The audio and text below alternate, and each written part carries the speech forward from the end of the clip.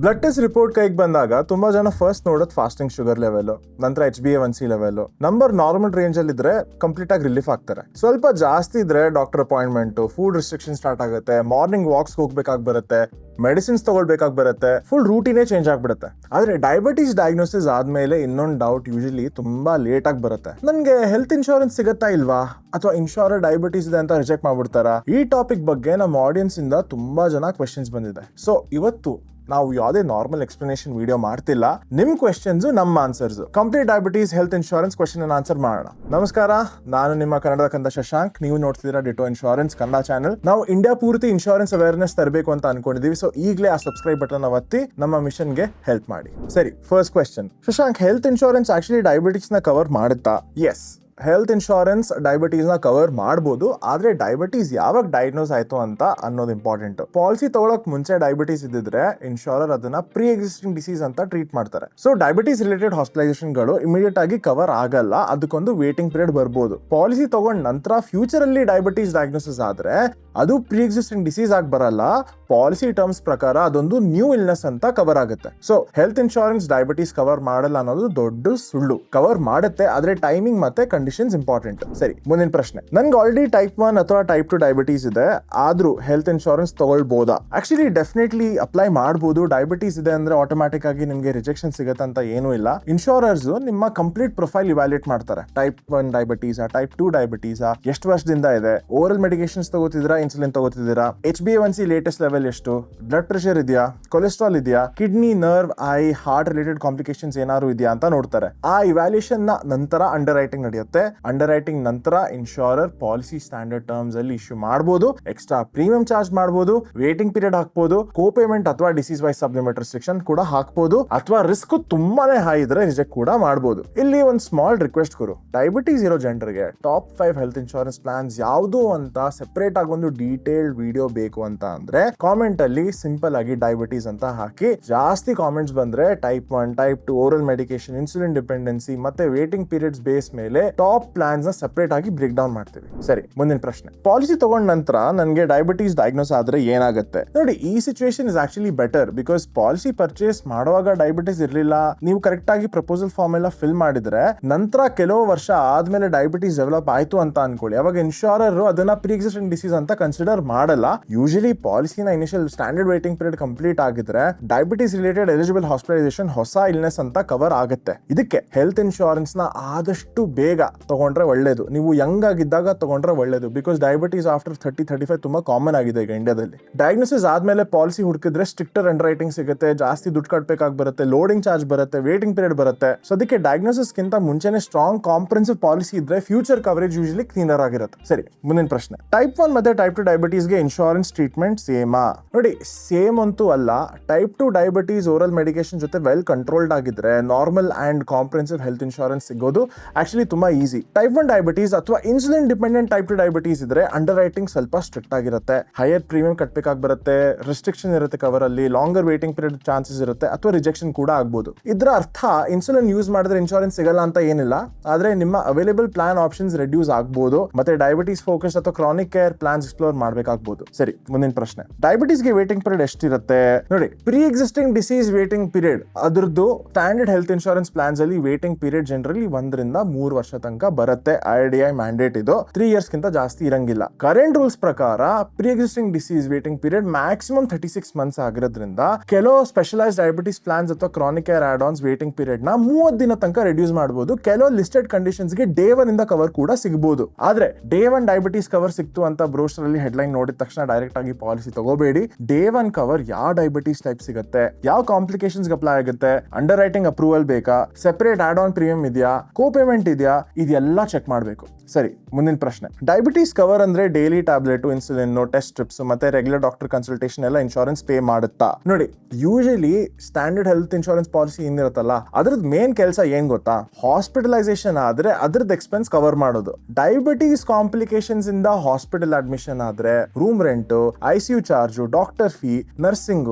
Medicine, investigation ಮತ್ತೆ eligible treatment expenses cover ಆಗ್ಬಹುದು. Dialysis ತರ ಎಲಿಜಿಬಲ್ ಡೇ ಕೇರ್ ಪ್ರೊಸೀಜರ್ಸ್ ಕೂಡ ಪಾಲಿಸಿ ಟರ್ಮ್ಸ್ ಪ್ರಕಾರ ಕವರ್ ಆಗ್ಬೋದು. Pre and post hospitalisation period ಅಲ್ಲಿ ಕನ್ಸಲ್ಟೇಷನ್, ಟೆಸ್ಟ್ ಮತ್ತೆ ಮೆಡಿಸಿನ್ಸ್ ಏನೇನಿರುತ್ತೆ ಅವೆಲ್ಲಾನು ಕವರ್ ಆಗ್ಬೋದು. ಆದ್ರೆ ಡೈಲಿ ಡಯಾಬಿಟೀಸ್ ಮ್ಯಾನೇಜ್ಮೆಂಟ್ಗೆ ಬೇಕಾಗಿರುವಂತಹ regular tablets, insulin purchase, test strips, glucometer, routine HbA1c test ಮತ್ತೆ ನಾರ್ಮಲ್ OPD ಕನ್ಸಲ್ಟೇಷನ್ ಅಂದ್ರೆ ನಾರ್ಮಲ್ ಡಾಕ್ಟರ್ ಕನ್ಸಲ್ಟೇಷನ್ ಏನಿರುತ್ತಲ್ಲ ಅವೆಲ್ಲ ಸ್ಟ್ಯಾಂಡರ್ಡ್ ಪಾಲಿಸಿಯಲ್ಲಿ ಆಟೋಮ್ಯಾಟಿಕ್ ಆಗಿ ಕವರ್ ಆಗಲ್ಲ. Diabetes specific plan, OPD benefit ಆದ್ರೆ ಕ್ರಾನಿಕ್ ರೈಡರ್ ಇದ್ರೆ ಮಾತ್ರ ಕೆಲವು ಎಕ್ಸ್ಪೆನ್ಸಸ್ ಕವರ್ ಆಗ್ಬೋದು. ಸೊ ಡಯಾಬಿಟೀಸ್ ಕವರ್ ಅಂತ ಅಂದಿದ ತಕ್ಷಣ ಪ್ರತಿ ತಿಂಗಳ ಎಕ್ಸ್ಪೆನ್ಸ್ ರೀಂಬರ್ಸ್ ಆಗತ್ತೆ ಅಂತ ಅಲ್ಲ, ಅರ್ಥ ಮಾಡ್ಕೊಳ್ಳಿ. ಸರಿ, ಮುಂದಿನ ಪ್ರಶ್ನೆ, ಡಯಾಬಿಟೀಸ್ ಇಂದ ಯಾವ ಕಾಂಪ್ಲಿಕೇಶನ್ಸ್ ಹೆಲ್ತ್ ಇನ್ಶೂರೆನ್ಸ್ ಕವರ್ ಮಾಡಬಹುದು? ನೋಡಿ, ಅಪ್ಲಿಕಬಲ್ ವೇಟಿಂಗ್ ಪೀರಿಯಡ್ ಕಂಪ್ಲೀಟ್ ಆದ್ಮೇಲೆ ಮತ್ತೆ ಪಾಲಿಸಿ ಕಂಡೀಷನ್ಸ್ ಮೀಟ್ ಆಗಿದ್ದಲ್ಲಿ ಡಯಾಬಿಟೀಸ್, ನೆಫ್ರೋಪತಿ ತರ ಕಿಡ್ನಿ ಕಾಂಪ್ಲಿಕೇಶನ್ಸ್, ರೆಟಿನೋಪತಿ ತರ eye complications, neuropathy, diabetic foot ulcers, infections, cardiovascular issues ಮತ್ತೆ related medically necessary hospitalisation cover ಆಗಬಹುದು. ಆದ್ರೆ ಆಲ್ರೆಡಿ ಈ ಕಾಂಪ್ಲಿಕೇಶನ್ಸ್ ಇದ್ದಾಗ ನೀವು ಪಾಲಿಸಿಗೆ ಅಪ್ಲೈ ಮಾಡಿದ್ರೆ ಅಂಡರ್ ರೈಟಿಂಗ್ ಇನ್ನೂ ಸ್ಟ್ರಿಕ್ಟ್ ಆಗಿರುತ್ತೆ. Insurer specialist reports, recent HbA1c level, prescription, eye reports, kidney reports ಅಥವಾ ಪಾಸ್ಟ್ ಹಾಸ್ಪಿಟಲೈಸೇಷನ್ ರೆಕಾರ್ಡ್ಸ್ ಕೂಡ ಕೇಳಬಹುದು. ಸಿವಿಯಾರಿಟಿ ಬೇಸ್ ಮೇಲೆ loading, copay, lower sum insured, waiting period ಅಥವಾ ರಿಜೆಕ್ಷನ್ ಬರ್ಬೋದು. ಸೊ ಕಾಂಪ್ಲಿಕೇಶನ್ ಸ್ಟಾರ್ಟ್ ಆದ್ಮೇಲೆ ರ್ಯಾಂಡಮ್ ಆಗಿ ಯಾವುದೇ 5 ಇನ್ಶೂರರ್ಗೆ ಅಪ್ಲಿಕೇಶನ್ ಹಾಕೋದು ಸ್ಮಾರ್ಟ್ ಪ್ಲಾನ್ ಅಲ್ಲ ಗುರು. ಪ್ರೀವಿಯಸ್ ರಿಜೆಕ್ಷನ್ ಡೀಟೇಲ್ಸ್ ಕೆಲವು ಇನ್ಶೂರರ್ಸ್ ಕೇಳ್ತಾರೆ. ಕರೆಕ್ಟ್ ಅಂಡರ್ ರೈಟಿಂಗ್ ಅಪ್ರೋಚ್ ಇರೋ ಇನ್ಶೂರರ್ ನ ಫಸ್ಟ್ ಐಡೆಂಟಿಫೈ ಮಾಡೋದು ಕಂಪ್ಲೀಟ್ಲಿ ಬೆಟರ್ ಆಪ್ಷನ್. ಸರಿ, 8ನೇ ಪ್ರಶ್ನೆ, ಡಯಾಬಿಟೀಸ್ ಇದ್ರೆ ಪ್ರೀಮಿಯಂ ಡಬಲ್ ಆಗುತ್ತಾ? ನೋಡಿ, ಆಟೋಮ್ಯಾಟಿಕ್ ಆಗಿ ಈ ತರ ಡಬಲ್ ಆಗಲ್ಲ, ಆದ್ರೆ ಬೇಸ್ ಪ್ರೀಮಿಯಂ ಮೇಲೆ ಲೋಡಿಂಗ್ ಅಂತ ಎಕ್ಸ್ಟ್ರಾ ಚಾರ್ಜ್ ಹಾಕ್ತಾರೆ. ನೋಡಿ, ನಮ್ಮ ಎಕ್ಸ್ಪರ್ಟೀಸ್ ಪ್ರಕಾರ ತುಂಬಾ ಡಯಾಬಿಟಿಕ್ ಅಪ್ಲಿಕೆಂಟ್ಸ್ಗೆ ಲೋಡಿಂಗ್ ಅರೌಂಡ್ 10 to 50% ರೇಂಜ್ ಅಲ್ಲಿ ಬರ್ಬೋದು. ಹೈಯರ್ ರಿಸ್ಕ್ ಕೇಸಸ್ ಇದ್ದಲ್ಲಿ, ವೇರ್ HbA1c ಕಂಟ್ರೋಲ್ ಇರಲ್ಲ, ಇನ್ಸುಲಿನ್ ಡಿಪೆಂಡೆನ್ಸಿ ಜಾಸ್ತಿ ಇದ್ದಲ್ಲಿ, ಕಾಂಪ್ಲಿಕೇಶನ್ಸ್ ಜಾಸ್ತಿ ಇದ್ದಲ್ಲಿ ಲೋಡಿಂಗ್ 100 ಇಂದ 150% ತನಕನೂ ಬರ್ಬೋದು. ಇನ್ಶೂರರ್ ಎಕ್ಸ್ಟ್ರಾ ಪ್ರೀಮಿಯಂ ಮಾತ್ರ ಅಲ್ಲ, ಕೋ ಪೇಮೆಂಟ್ ಕೂಡ ಹಾಕ್ಬೋದು. ಎಕ್ಸಾಂಪಲ್, 20% ಕೋಪೇ ಇದ್ರೆ 5 lakh ಬಿಲ್ ಅಲ್ಲಿ 1 ಲಕ್ಷ ನೀವೇ ಪೇ ಮಾಡ್ಬೇಕಾಗಿ ಬರ್ಬೋದು. ಅಂಡ್ ಡಿಸೀಸ್ ವೈಸ್ ಸಬ್ಲಿಮಿಟ್ ಇದ್ರೆ ಡಯಾಬಿಟೀಸ್ ರಿಲೇಟೆಡ್ ಕ್ಲೇಮ್ಗೆ ಸೆಪರೇಟ್ ಆಗಿ ಕ್ಯಾಪ್ ಇರ್ಬೋದು. ಸೊ ಚೀಪೆಸ್ಟ್ ಪ್ರೀಮಿಯಂ ನೋಡಿ ಪಾಲಿಸಿ ಸೆಲೆಕ್ಟ್ ಮಾಡಬೇಡಿ.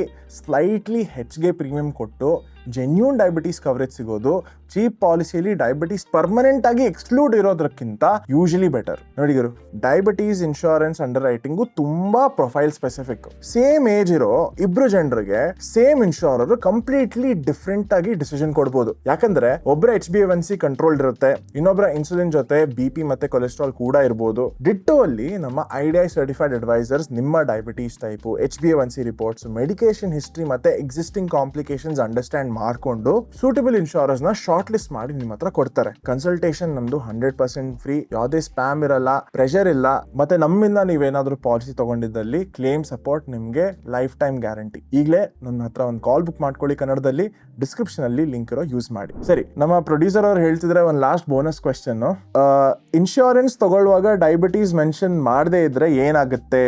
ನೋಡಿ, ಈ ಮಿಸ್ಟೇಕ್ ಪ್ಲೀಸ್ ಮಾಡಕ್ ಹೋಗ್ಬೇಡಿ. ಪ್ರಪೋಸಲ್ ಫಾರ್ಮ್ ಅಲ್ಲಿ diagnosis, medication, insulin use, HbA1c reports, previous complications ಮತ್ತೆ ಡಾಕ್ಟರ್ ಕನ್ಸಲ್ಟೇಷನ್ಸ್ ಎಲ್ಲಾನು ಆನೆಸ್ಟ್ ಆಗಿ ಡಿಕ್ಲೇರ್ ಮಾಡಿ. ಏಜೆಂಟ್ ಮೆನ್ಷನ್ ಮಾಡಬೇಡ ಸರ್ ಪಾಲಿಸಿ ಇಶ್ಯೂ ಆಗಲ್ಲ ಅಂತ ಹೇಳಿದ್ರು ಕೂಡ ಕೇಳಬೇಡಿ. ಕ್ಲೇಮ್ ಟೈಮ್ ಅಲ್ಲಿ ಇನ್ಶೂರರ್ ಓಲ್ಡ್ ಮೆಡಿಕಲ್ ರೆಕಾರ್ಡ್ಸ್ ಚೆಕ್ ಮಾಡೇ ಮಾಡ್ತಾರೆ. ಅನ್ಡಿಸ್ಕ್ಲೋಸ್ ಡಯಾಬಿಟೀಸ್ ಡಿಸ್ಕವರ್ ಆದ್ರೆ ಕ್ಲೇಮ್ ರಿಜೆಕ್ಟ್ ಅಂತೂ ಆಗೇ ಆಗುತ್ತೆ. ಅದ್ರ ಜೊತೆ ಪಾಲಿಸಿ ಕೂಡ ಕ್ಯಾನ್ಸಲ್ ಆಗ್ಬೋದು, ಮತ್ತೆ ಕಟ್ಟಿರೋ ಪ್ರೀಮಿಯಂ ಕೂಡ ವಾಪಸ್ ಸಿಗಲ್ಲ. 5 ವರ್ಷ ಮಾರಿಟೋರಿಯಂ ಪೀರಿಯಡ್ ರೂಲ್ ಇದೆ ಅಂತ ಡಯಾಬಿಟೀಸ್ ನ ಹೈಡ್ ಮಾಡಕ್ ಹೋಗಬೇಡಿ. ಎಸ್ಟಾಬ್ಲಿಷ್ಡ್ ಫ್ರಾಡ್ ಕೇಸಸ್ಗೆ ಮಾತ್ರ ಪ್ರೊಟೆಕ್ಷನ್ ಸಿಗುತ್ತೆ. ಆನೆಸ್ಟ್ ಡಿಸ್ಕ್ಲೋಜರ್ ಜೊತೆ ಸ್ಲೈಟ್ಲಿ ಕಾಸ್ಟ್ಲಿ ಪಾಲಿಸಿ ತಗೊಳ್ಳೋದು ಕ್ಲೇಮ್ ಟೈಮ್ ಅಲ್ಲಿ ಫೇಲ್ ಆಗೋ ಚೀಪ್ ಪಾಲಿಸಿಗಿಂತ ಬೆಟರ್. ಸೊ ಡಯಾಬಿಟೀಸ್ ಇದೆ ಅಂದ್ರೆ ಹೆಲ್ತ್ ಇನ್ಶೂರೆನ್ಸ್ ಡೋರ್ ಕ್ಲೋಸ್ ಆಗಿಲ್ಲ ನಿಮ್ಗೆ, ಆದ್ರೆ ನಿಮ್ diabetes type, medication, HbA1c level, complications ಮತ್ತೆ ವೇಟಿಂಗ್ ಪೀರಿಯಡ್ ಎಲ್ಲ ಫೈನಲ್ ಔಟ್ಕಮ್ ಡಿಸೈಡ್ ಮಾಡುತ್ತೆ. ಸೊ ಯಂಗ್ ಇದ್ದಾಗ ಡಯಾಗ್ನೋಸಿಸ್ ಗಿಂತ ಮುಂಚೆ, ಸ್ಟ್ರೆಸ್ ಬರೋ ಮುಂಚೆ ಇನ್ಶೂರೆನ್ಸ್ ತಗೊಂಡು ಇಟ್ಕೊಂಡ್ರೆ ಬೆಸ್ಟ್. ಆಲ್ರೆಡಿ ಡಯಾಬಿಟೀಸ್ ಇದ್ರೆ ಪ್ಯಾನಿಕ್ ಆಗೋದು ಬೇಡ. ರೆಕಾರ್ಡ್ಸ್ ಆರ್ಗನೈಸ್ ಮಾಡಿ, ಶುಗರ್ ಕಂಟ್ರೋಲ್ ಇಂಪ್ರೂವ್ ಮಾಡಿ, ರ್ಯಾಂಡಮ್ ಅಪ್ಲಿಕೇಶನ್ಸ್ ನ ಅವಾಯ್ಡ್ ಮಾಡಿ, ಮತ್ತೆ ಕಂಪ್ಲೀಟ್ ಡಿಸ್ಕ್ಲೋಜರ್ ಜೊತೆ ಕರೆಕ್ಟ್ ಆಗಿರೋ ಪ್ಲಾನ್ ಚೂಸ್ ಮಾಡಿ. ಬೇಸ್ ಸಮ್ ಇನ್ಶೂರ್ಡ್ ಅಡಿಕ್ವೇಟ್ ಆಗಿರಬೇಕು. ಅದರ ನಂತರ ಕ್ರಾನಿಕ್ ಕೇರ್, ಆಡ್ ಆನ್ಸ್ ಮತ್ತೆ ವೆಲ್ನೆಸ್ ಬೆನಿಫಿಟ್ ಇದ್ರೆ ನೋಡಿ. ಶಾರ್ಟ್ ವೇಟಿಂಗ್ ಪೀರಿಯಡ್ ಇದ್ರು, ಸಮ್ ಇನ್ಶೂರ್ಡ್ ಇನ್ಸಫಿಷಿಯಂಟ್ ಇದ್ರೆ ಮೇಜರ್ ಹಾಸ್ಪಿಟಲೈಸೇಷನ್ ಟೈಮ್ ಅಲ್ಲಿ ಬೆನಿಫಿಟ್ ನಿಮ್ಗೆ ಸಿಗಲ್ಲ. ಡಯಾಬಿಟೀಸ್ ಮ್ಯಾನೇಜ್ ಮಾಡೋದು ಲೈಫ್ ಲಾಂಗ್ ಪ್ರೊಸೆಸ್. ಅದಕ್ಕೆ ಇನ್ಶೂರೆನ್ಸ್ ಸೆಲೆಕ್ಷನ್ ಕೂಡ one size fits all decision ಅಲ್ಲ. ನಿಮ್ ರಿಪೋರ್ಟ್ಸ್ಗೆ, ನಿಮ್ ಟ್ರೀಟ್ಮೆಂಟ್ಗೆ ಮತ್ತೆ ನಿಮ್ ಬಜೆಟ್ಗೆ ಫಿಟ್ ಆಗೋ ಪ್ಲಾನ್ ನ ಚೂಸ್ ಮಾಡಿ ಅಂತ ಹೇಳಿ ಈ ವಿಡಿಯೋನ ಮುಗಿಸ್ತೀನಿ. ಅಲ್ಲಿನ ತನಕ ಹ್ಯಾಪಿ ಇನ್ಶೂರೆನ್ಸ್ ಹಂಟಿಂಗ್.